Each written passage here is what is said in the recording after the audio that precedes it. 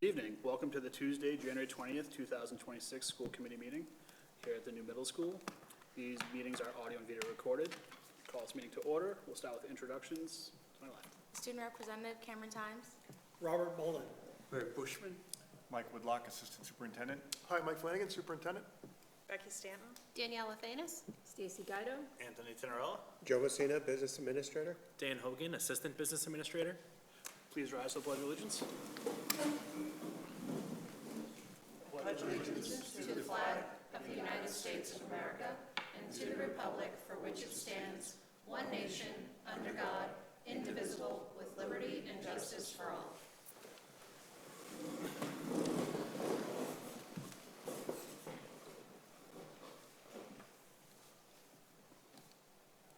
I'll make a motion to approve the,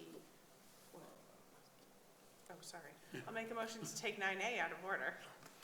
Second? Discussion? All those in favor? Aye. Opposed? Abstained? That carries 7-0.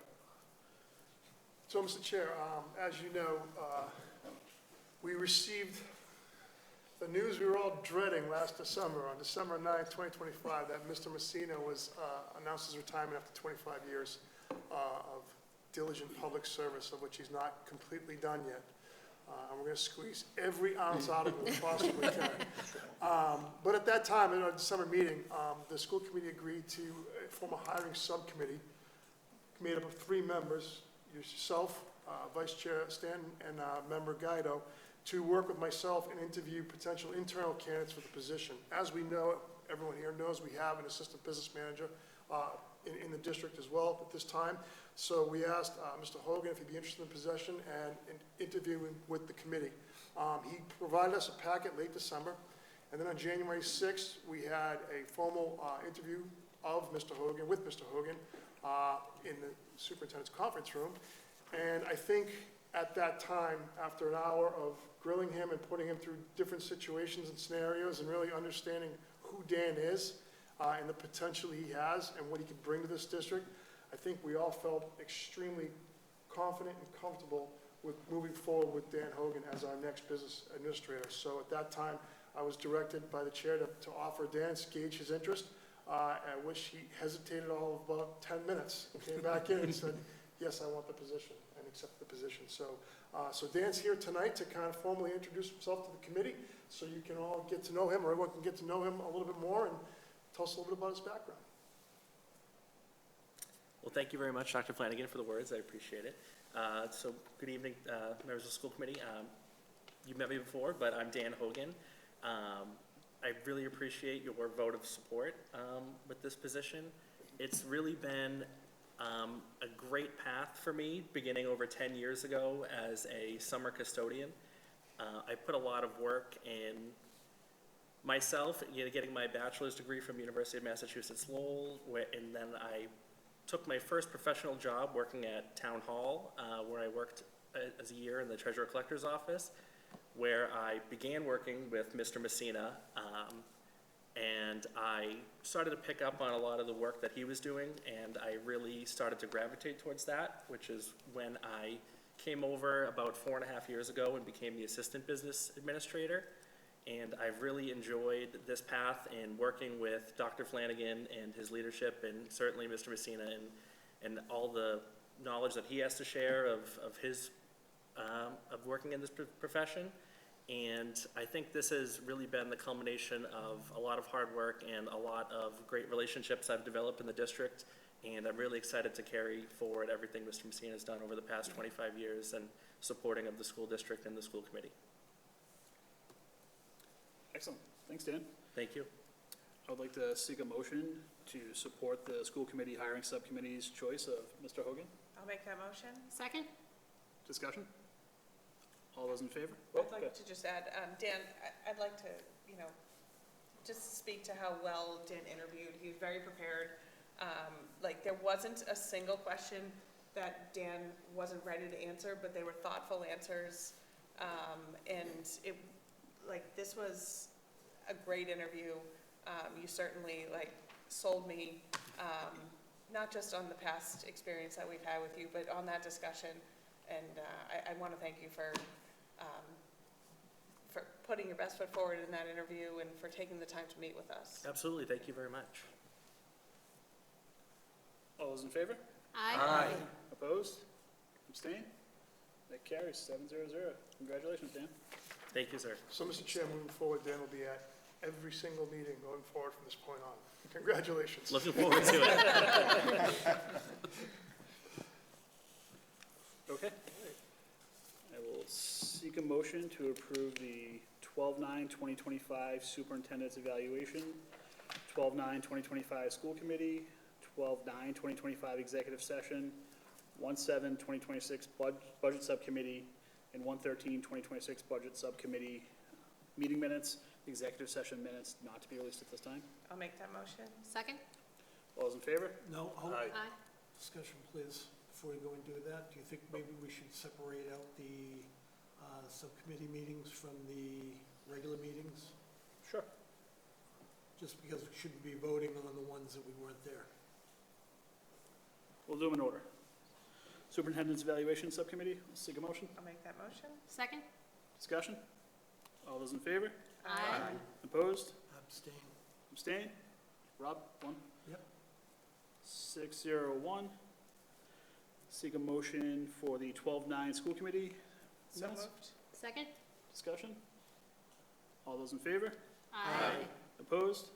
Abstained? Carries 700. 12/9/25 executive session minutes. So moved. Second? Discussion? All in favor? Aye. Opposed? Abstained? That carries 700. 1/7/26 budget subcommittee minutes. So moved. Second? Discussion? All in favor? Aye. Opposed? Abstained? Abstain. That's 601. 1/13/26 budget subcommittee minutes. So moved. Second? Discussion? All in favor? Aye. Opposed? Abstained? Abstain. 601. All right, thanks, everybody. Citizen time. I see none. Correspondence. Dr. Flanagan? Yes, thank you, Mr. Chair. A couple notifications for you at this point. I did receive an email earlier today, which counters an email I received last week, but I received an invitation from Manager Loisel today to potentially propose a joint meeting of the school committee and select board on Monday, February 2nd at 6 o'clock in this room to discuss our FY '27 budget planning to date. As you know, or may know, or read, or have seen a podcast, we have some budget issues here in Tyngsborough. We have a $2 million deficit that we're facing right now for a level service budget, and that doesn't necessarily assume a fixed rate to the district. As many of the committee know, we had a 2.7% increase over the last 5 years. That 2.7 kind of fixed, guaranteed commitment is no longer there, so we really need to have more of a discussion about our budget as it relates to the town budget. So I think it makes sense to get everyone in the room. So I had a meeting with Colin today, and I think it's a good idea for us to come together and really kind of get into the weeds, more so than we have in the past about our budget. Typically, it's a high-level presentation at a select board meeting, but I think now we're going to kind of dive in a little bit deeper to really understand the workings of our budget and answer questions from the select board. I believe the finance committee was also invited, so maybe a tri-board meeting, but this is a great space to have it, and it's a great opportunity for us to really hunker down and focus on one issue, the budget. So I did receive that. I'm assuming that's amenable to the committee, and I can respond in the affirmative that we'll have this meeting. Yes. Yes, great. The other piece of information I received, or email I received, I did receive a request from Ask Me, Council 93, our custodial and maintenance group, to reopen or to open negotiations for the contract. As you know, their contract runs out on June 30th this year. So they did look for specific dates and times. So I will send an email to the negotiations subcommittee tomorrow to propose a few nights and times. And once we're all on board, I'll get that over to Council 93 for their input on that.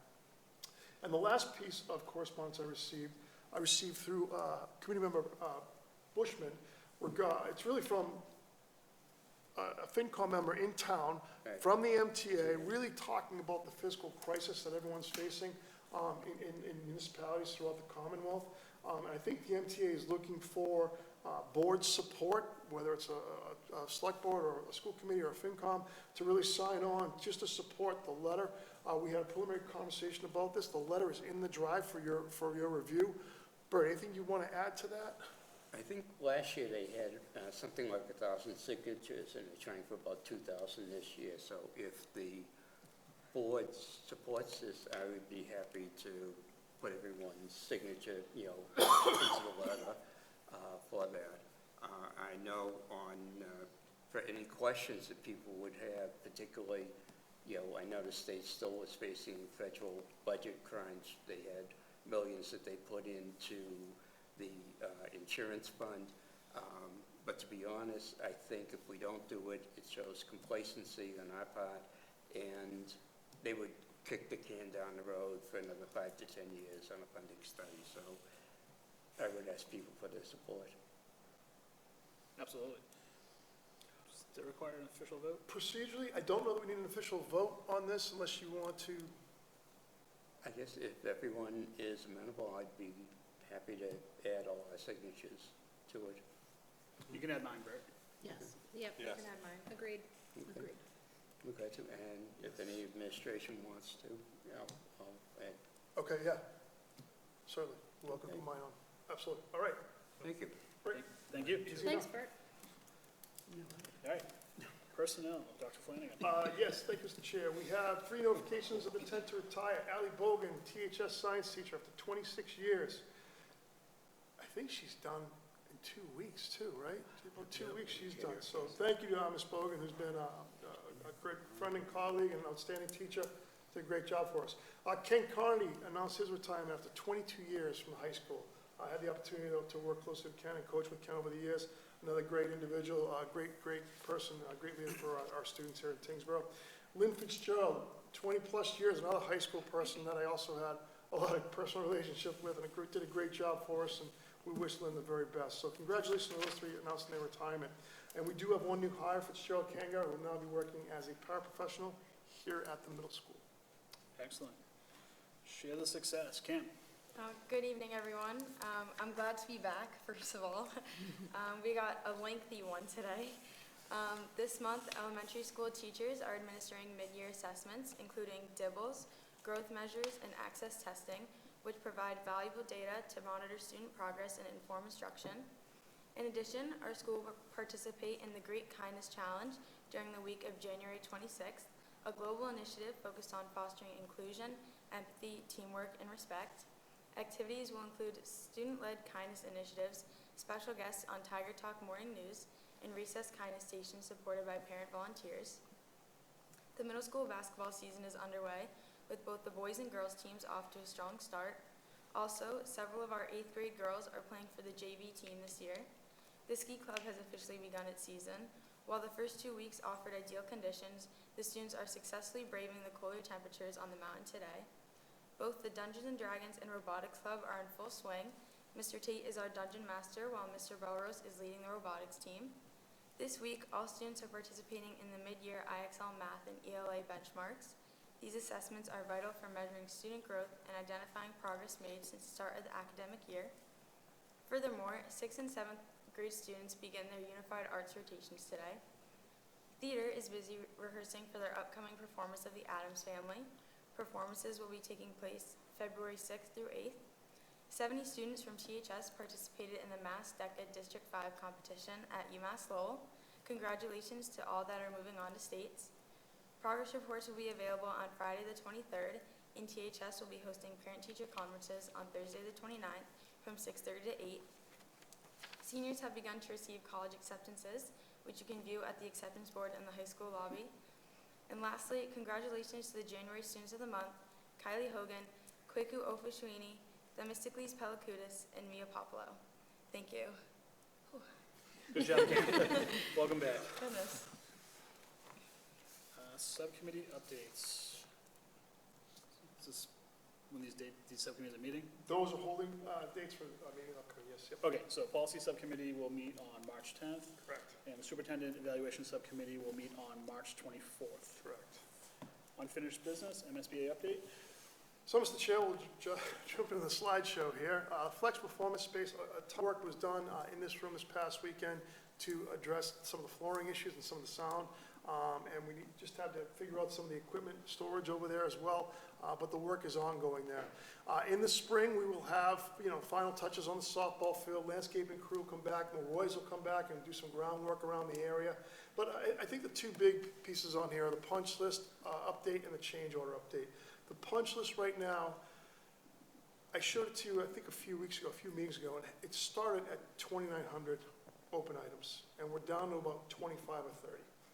The change orders, there are about 19 change orders since the onset of the project. 10 of those 19 are already completed and through. At this point, I feel like I'm happy to announce that we will no longer put an MSBA update on the agenda. And I went back and looked. October 1st, 2019 was the very first MSBA update. So for 6.5 years at school committee meetings, I've been giving you an MSBA update. I'm done. School's open, we're here, we have some final things to clean up, we'll get there. But short of showing pictures and schematics and votes, we're there. We just need to clean up tie up some loose ends here, and we'll be fine. So this will be the last formal MSBA update. So you can see the smile on my face. It's been a go. So that's all I have for you. As things come on the radar, on and off the radar over the next couple months, certainly I'll keep you informed and abreast of that. But right now, there are no immediate plans for a school building committee meeting. We're kind of just tying things up here and wrapping up loose ends. So that's what we are. Congratulations, well earned. Thanks. That's all good. Teaching and learning, Mr. Woodlock. Yeah, thank you. Tonight I wanted to mix it. Usually I'm telling you about all the things we're doing, all this. I wanted to take a moment tonight just to celebrate some of our staff. So as you know, we worked to get some teacher leadership positions back into the budget for last year. We made some changes to what that was going to look like. So prior to a couple of years back when we did have some teacher leadership positions, they were all grouped K through 12 by discipline, science, social studies, English, so on and so forth, from kindergarten all the way up to grade 12 into each building. It didn't work that great because they couldn't all meet together, especially at the elementary school and the middle school, because they didn't have any common time. So we've gone to grade level leaders in all of those, and still we have department leaders at our high school. So I just want to give you a little update about what they're doing, and it's really some amazing work. We've challenged them to take a leadership role, to really push themselves in their own classrooms, to try new things so that they can report back to their colleagues.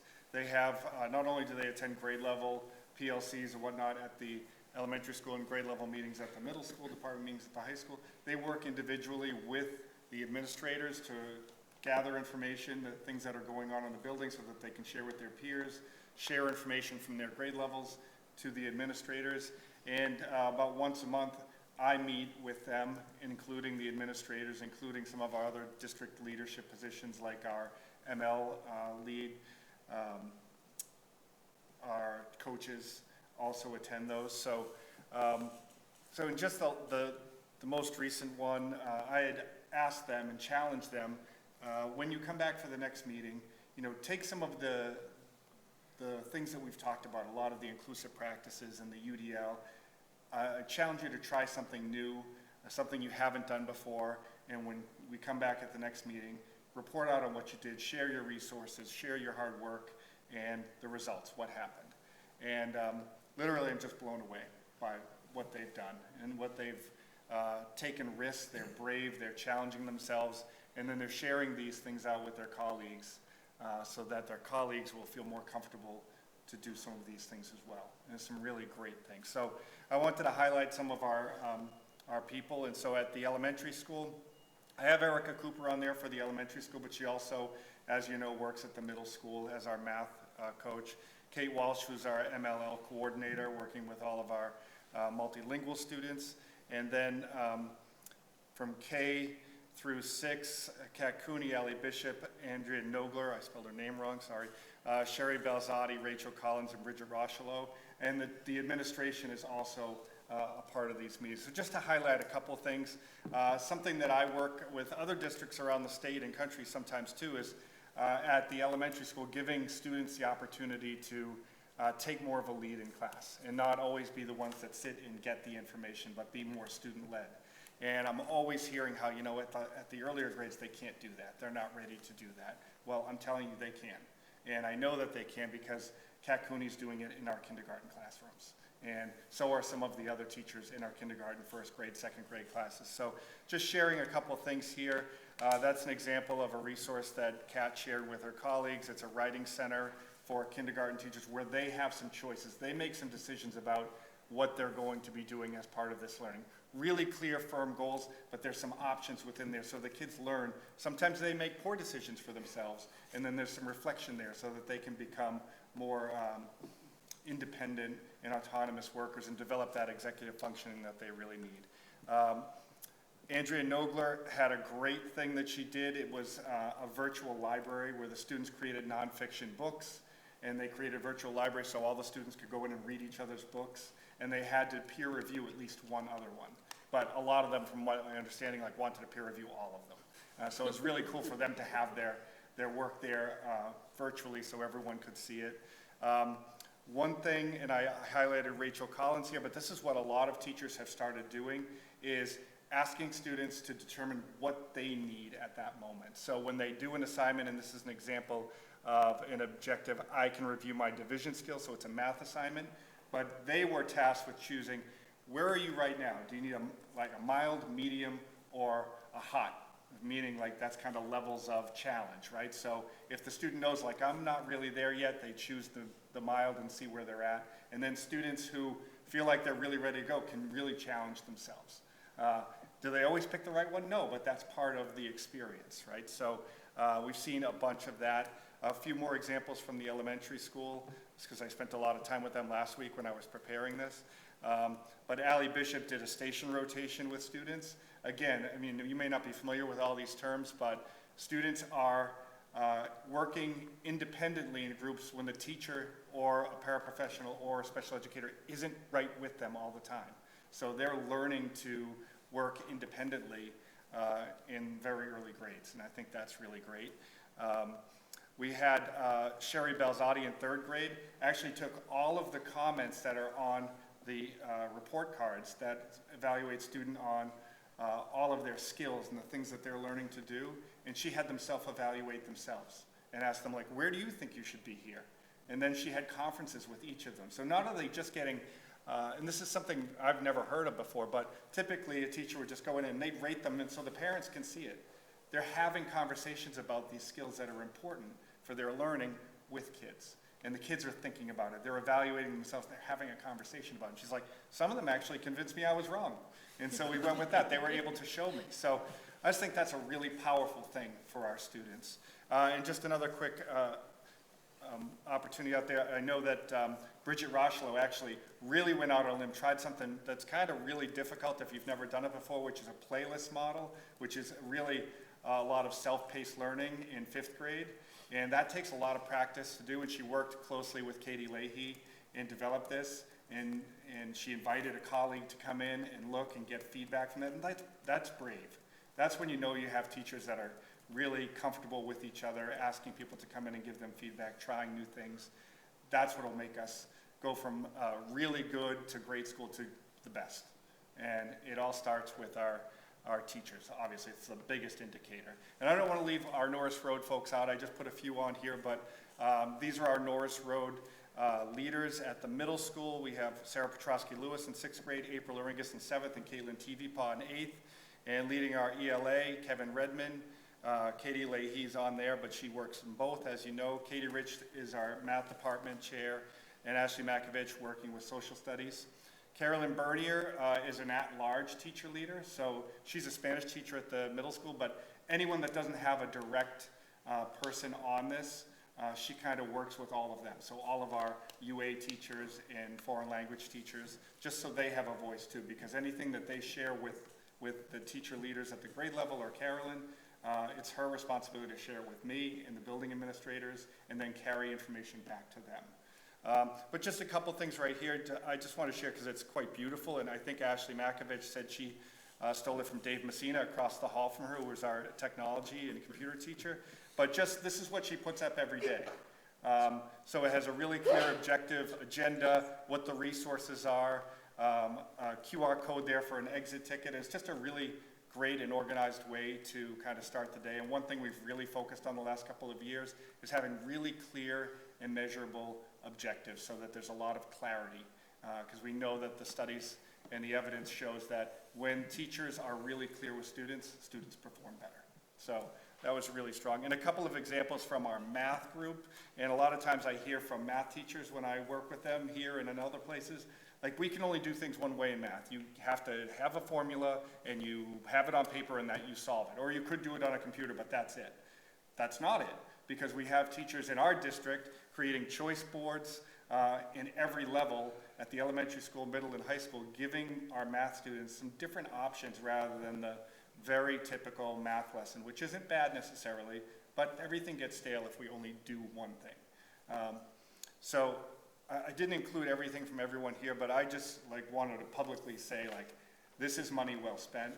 These are teachers that are pushing the boundaries on inclusive practices and trying to reach all of our students.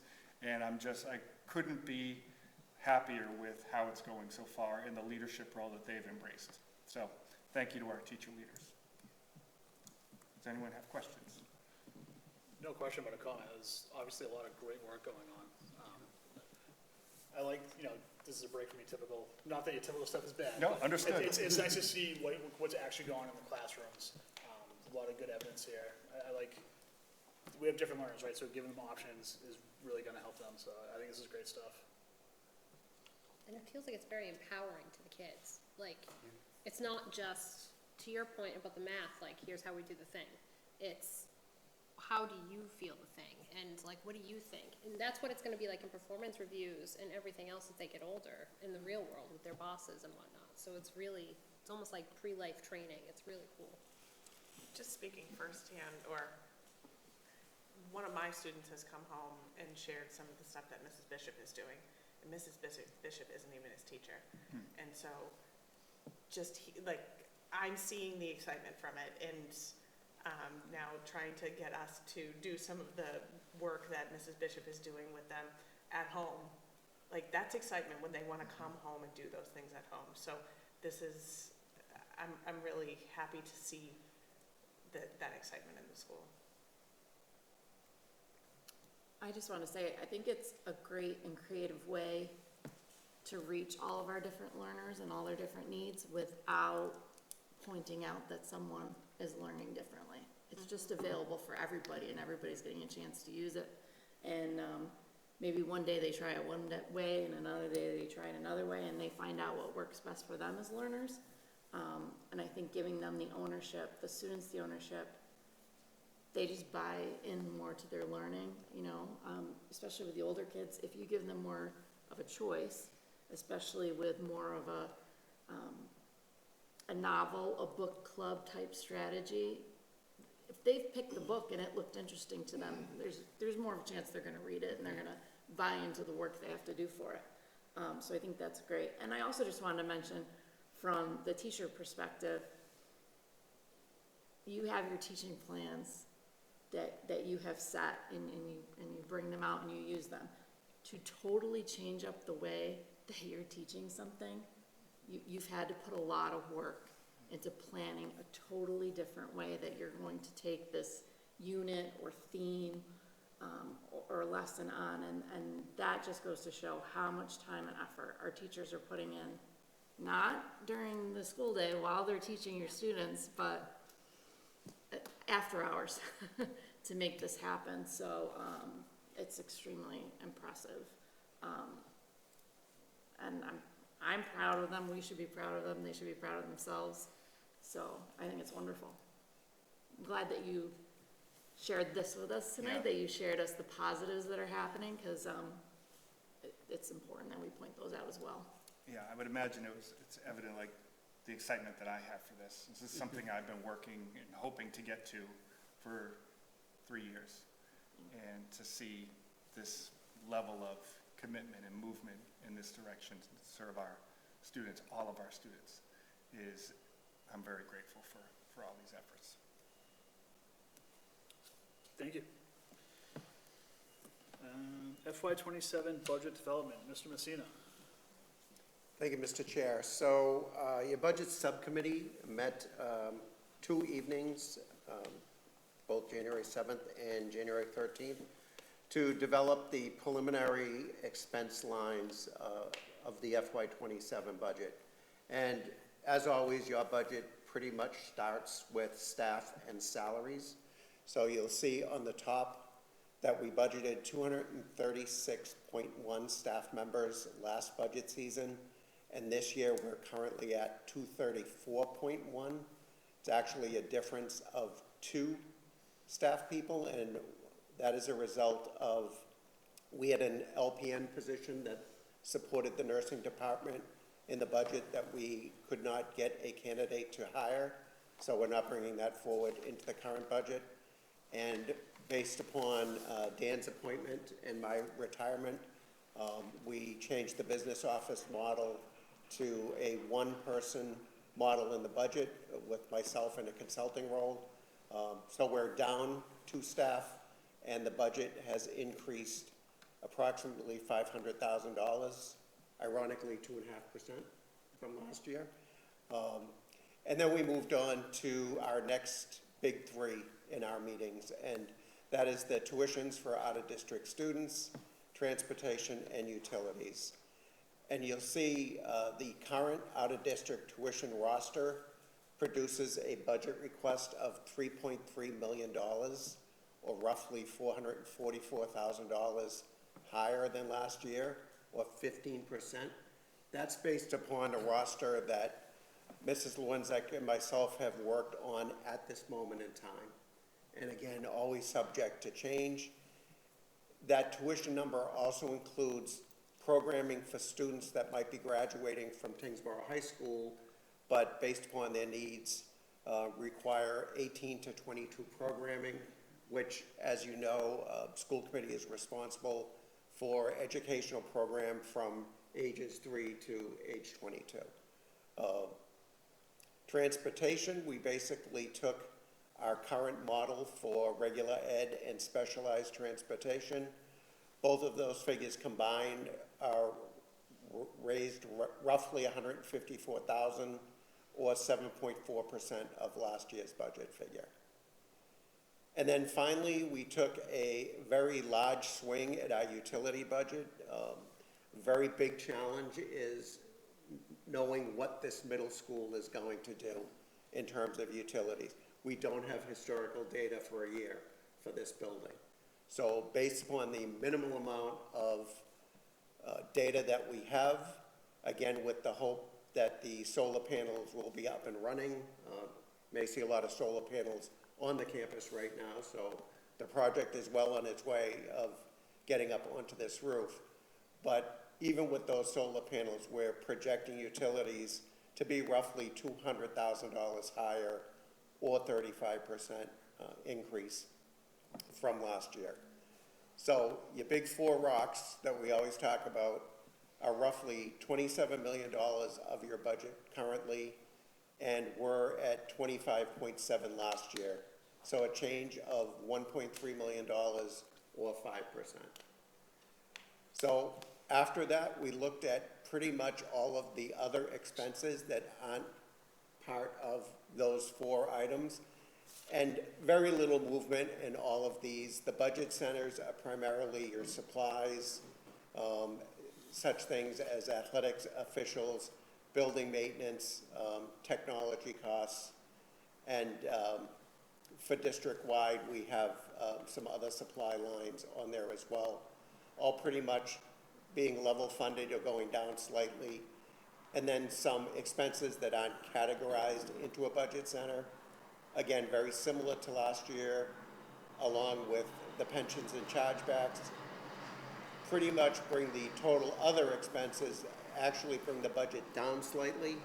So at this moment, without looking at revenues or credits, school committee's budget request is at $28.7 million, 1.3 million higher than last year, roughly 4.8% over last year's budget. Our next meeting will be focused on revenues and will get us to a budget request, again, tentative at that time, and based upon where we are with the town revenue information, we'll be able to formulate an idea as to what needs to be done to get to a balanced budget. So, Mr. Woodlock, if you can go back one slide, I just want to kind of recap for the nonlinear people in the room. We talk about a 5.1% increase on our big four categories, praying that the revenues come in where we hope they come in. It's a wash in revenues, and that we don't see a decrease in revenues. That being said, 5.1 mathematically doesn't work with a 2.7% increase or 2.5% property tax increase. Public education, this is not a new issue. This is something we've said for 15 years at the tri-board meeting, whether it was Senator Donahue to Senator Kennedy. Chapter 70 funding formula does not work. It cannot sustain, particularly when we have costs that are through the roof with out-of-district placements. We talked about 2 or 3 years ago about private placement schools going up by 14%, unchecked. Nothing we can do about it, just had to respond to it. Those are the type of hits on a budget that are just damaging. And it's one thing to say that, you know, well, you have 1,500 students, 1,600 students, whatever the number is. Each one of those kids has their own level of need. Our per pupil expenditure from DESE is about $19,000, $19,000. Well, that's one student. A student that's placed at a Valley Collaborative is about $119,000. A student at a private day school residential is about $300,000 to $500,000.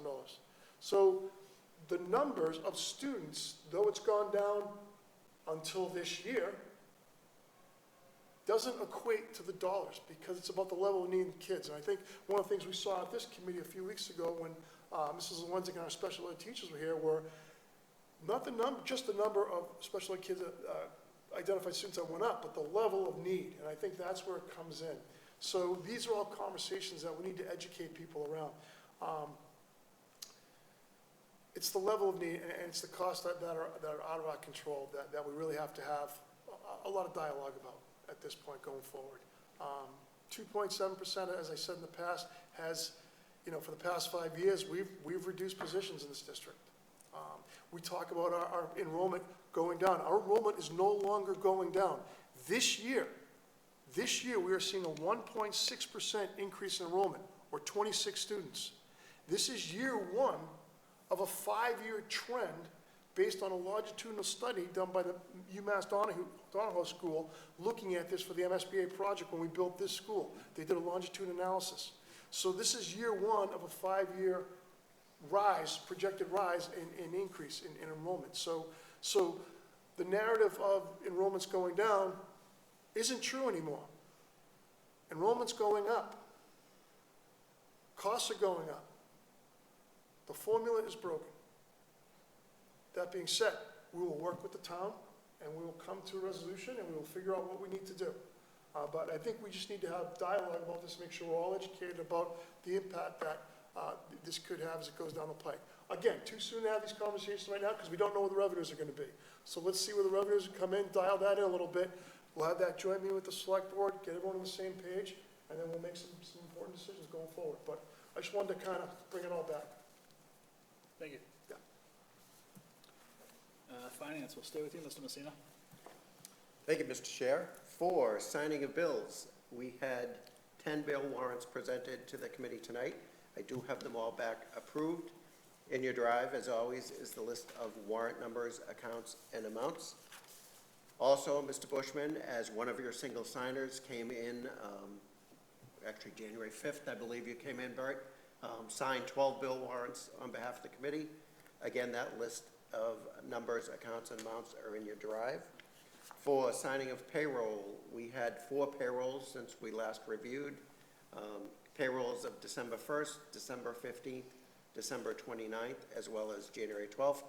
Again, in your drive is the list of warrant numbers and amounts. And also in your drive is the school committee's financial package for December. And that is 3 reports: your school committee budget, your revolving account balances at the end of December, as well as the student account balances at the end of December. And I will leave the enrollment for January 1st to the chair. Thank you. At TES, there are 780 students. The middle school has 352, the school has 420, and there are 23 out of district for a total of 1,575 students. And finally, in the drive is a number of reports from Valley Collaborative, their audit report from fiscal year '25, their second quarter report and newsletter for FY '26, as well as their FY '27 budget presentation and tuition rates for next year. And that is it. Which reflect an over 3% increase Yes. in Valley Collaborative rates, just as another point for the 2.5 not work. Thank you, Mr. Messina. You're welcome. School committee discussion. Cam? I'm all set, thank you. Let's see. Thank you very much to Mr. Woodward, working with our staff at both campuses to develop to put together the presentation on the work that's being done in the buildings. Thank you for that. Dan Hogan, congratulations. Thank you. Very happy that you're stepping up. Knowing that you worked with Joe for these last 4+ years, I know that you're perfectly capable of doing this job, and you're going to do great things here, so thank you very much. Thank you. That's all I have for tonight. Dan, congratulations. Look forward to working with you hopefully over the years. Thank you to the committee for your support on the fiscal letter. Mr. Woodward, thank you for the curriculum. It's great to see what the teachers are doing, and I think, like as Danielle said, the students are getting empowered with this also. I think that's terrific. And Dr. Flanagan, I don't think the budget, unfortunately, it's been almost like this since, I think, 1993, when Ed Reform came in and the Hancock decision, and funding has always been the problem, and it's unfortunate the way it is, but we'll work through it. Thank you. Good, thank you. Mr. Hogan? Thank you again, school committee members, for your vote of support. I'm really excited to continue a lot of the great work that we've already started to do for the district. Thank you. I certainly want to congratulate Dan. Really something that I envisioned when he came in, as seeing what he could do. And he didn't necessarily just do the job as the previous assistant business person did it. He had the opportunity to see it, make it his own, and give me the ability to start filtering some of the other duties of the business office over to him. So he had this very smooth upward learning curve. He's taken on so much more than when he started 4.5 years ago. And I will tell you, the committee now, that when I'm gone, if he sees something that should be done differently, he's not just going to sit there and say, well, I'm going to continue to do it Joe's way. He knows enough, and I constantly tell him, just make sure it's not something we need somewhere after you stop doing it. Let's analyze it and stop it, but very pleased with Dan and look forward to the next few months to have the full transition. Thank you. Thanks, John. So, yes, congratulations, Dan. Thank you to the subcommittee who took the time to do the interview process as well. I know we all have subcommittees that we're on, and it takes up a lot of our time, so I appreciate that. Happy New Year to everybody. I haven't seen any of you since. Yeah. That's true. And that's all I have. Thank you. Just congratulations, Dan. It was a pleasure to interview you. We were very impressed. You made it pretty easy to make the decision. Like Becky said, your answers were very thoughtful, and you've had a wonderful mentor who's taught you some wonderful things, and that was very obvious in your answers, and it was easy to know that we were making a good decision. So congratulations, and look forward to working with you. Thank you. Mr. Woodlock, thank you for your information that you shared with us tonight. Very exciting to hear what's going on in the schools, different things that the teachers are trying, different things that the students are doing. I know my kids aren't great about always coming home and telling me everything that they're doing different in school, and maybe for them that just seems ordinary, but it's not ordinary, it's pretty extraordinary.